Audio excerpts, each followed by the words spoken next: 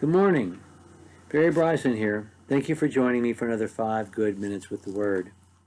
We're in Matthew's Gospel, and we're going to read verses 11 through 15. And this is a detail that we don't have in any other Gospel. So, yesterday, last time we were together, Jesus raised from the dead.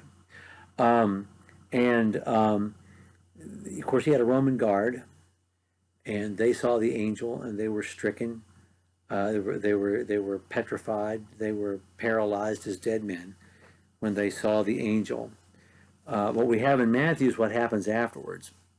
While they were on their way, behold, some of the guard, we don't know how many were in the guard, but only some of them, some of the guard came into the city and reported to the chief priests all that had happened. When the chief priests had assembled the elders and counseled together, they gave a large sum of money to the soldiers and said, "You are to say his disciples came by night and stole him away while we were asleep. And if this should come to the governor's ears, we will win him over and keep you out of trouble." And they took the money and did as they had been instructed. And this story was widely spread among the Jews to this day. So, when Matthew was writing his gospel, which is probably not long before the destruction of the city of Jerusalem, in the early 60s maybe, when Matthew was writing his gospel, the Jews were still saying he did not raise from the dead. They stole him. The grave robbers came and stole him. The soldiers said it themselves. And why would they say it if it wasn't true? Because you knew they were going to get into trouble. But we are told exactly what happened. I don't know why they didn't all go to the chief priest, but some of them did. Maybe they went wanting payment. Maybe they didn't know what else to do. Maybe the angel and the appearance of the angel made them think twice about this strange group of people and their belief in a Messiah. And I don't know, but they did. That some of them, not all, some of them went to the chief priests and told the truth. And the chief priests thought, what are we going to do about this? And so after they'd taken counsel together, they paid. They paid for information to crucify Jesus, and now they're paying to hush up his resurrection from the dead. And they said, listen, we'll pay you this amount of money. You tell everybody that his disciples came and stole his body away. If this gets back to the governor's ears, that's an if, not when, but an if, because they could have been executed for dereliction of this duty. Don't you worry about it. We'll take care of it. We're not told that it ever got back to Pilate's ears, that if it had, it would have mattered to him.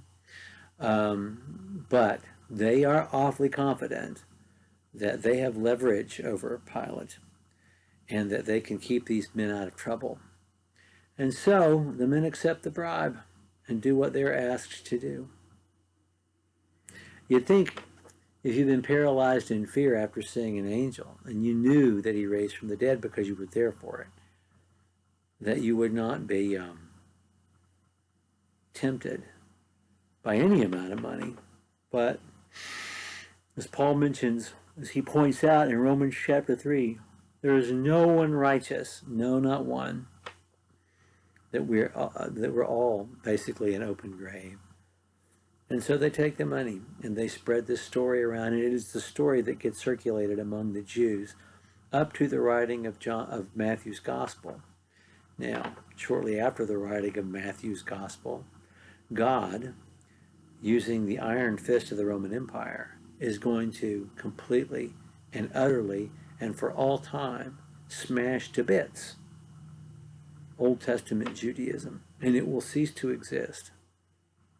And this rumor is going to be of no significance to the Jews at that point, because the entire ability to observe the Old Testament law is going to be destroyed from that time forth and forevermore.